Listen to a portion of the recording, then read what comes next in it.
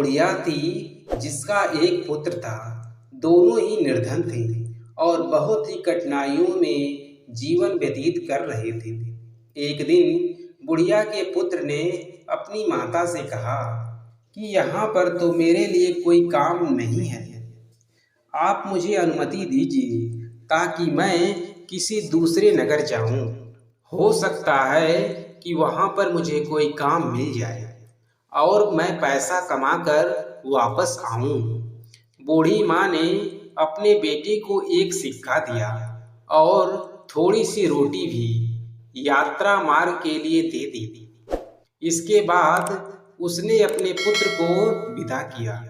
बुढ़िया का बेटा चलते चलते एक बाजार पहुंचा। वहां पर उसने एक बूढ़े भिखारी को देखा।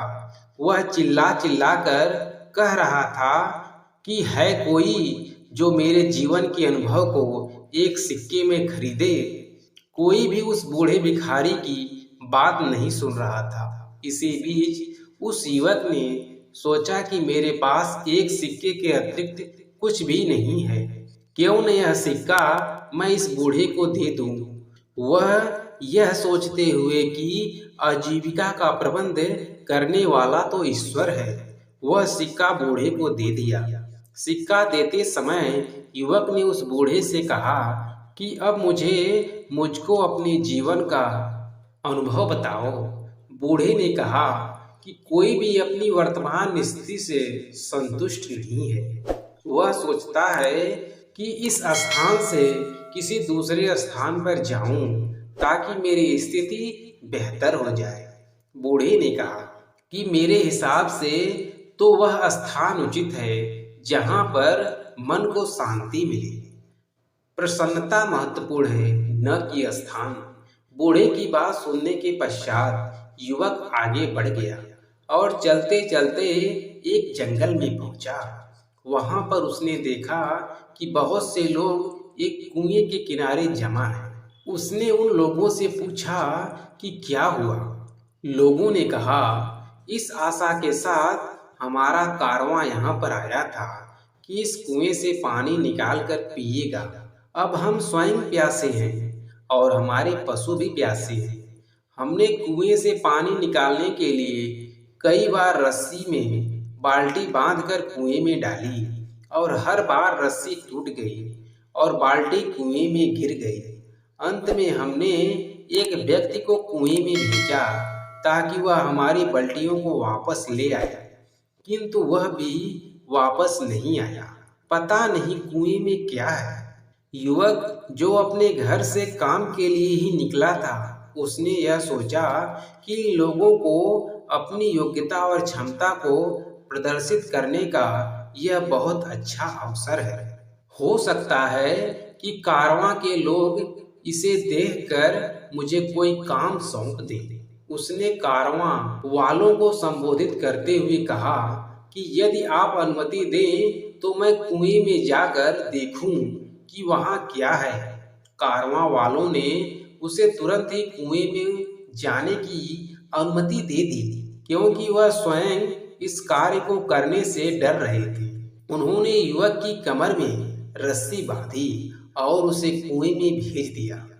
वह दीवार के सहारे धीरे धीरे कुएं में उतर रहा था। जैसे ही वह पानी के निकट पहुंचकर बाल्टियों को ढूंढने का प्रयास किया, एकदम से उसने एक बहुत बड़े काले देव को देखा।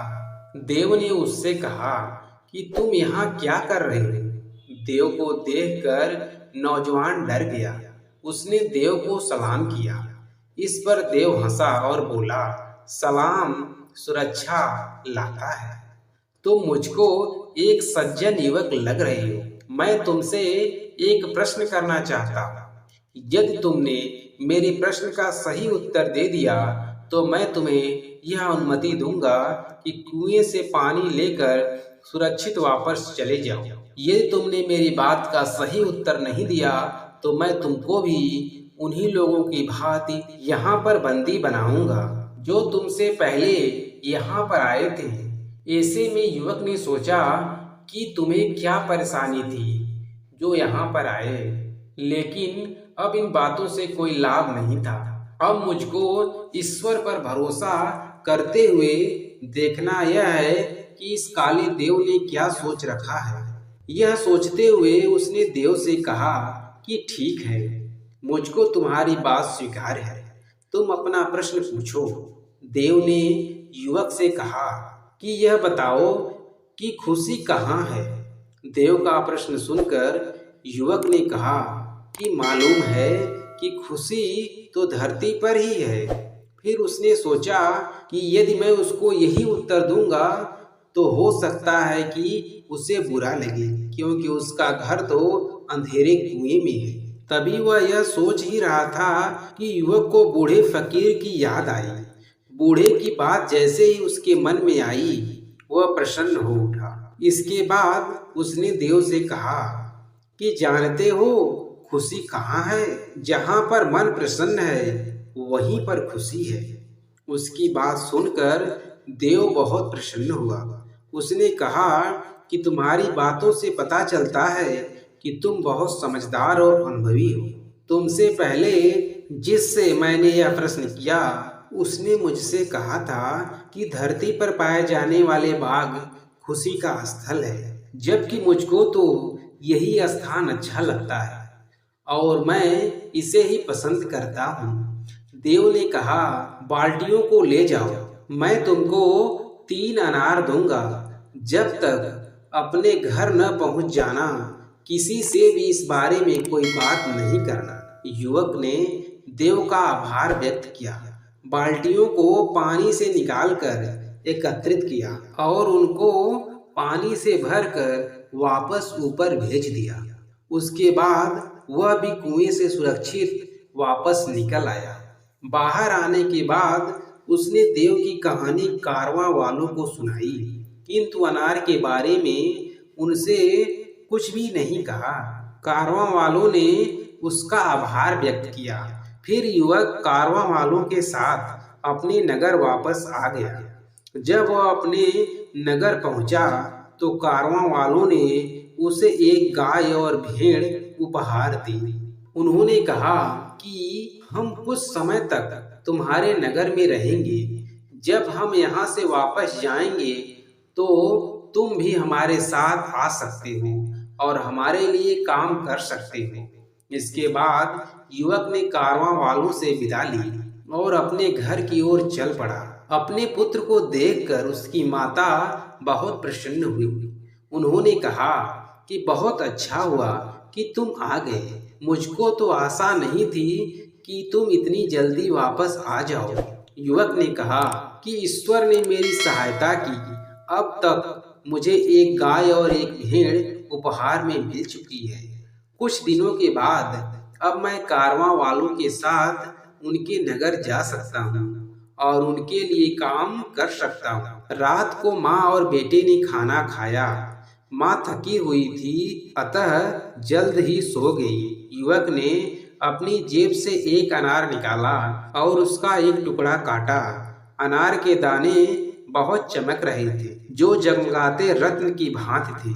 युवक को पता चला कि अनार के दाने बहुमूल्य रत्न हैं। यह जानकर वह बहुत खुश हुआ। वह कारवां वालों के साथ यात्रा पर नहीं गया। उसने कुछ रत्न लिए और उन्हें बाजार में बेच दिया। उनसे मिलने वाले पैसों से उसने एक दुकान खरीदी और व्यापार आरंभ किया।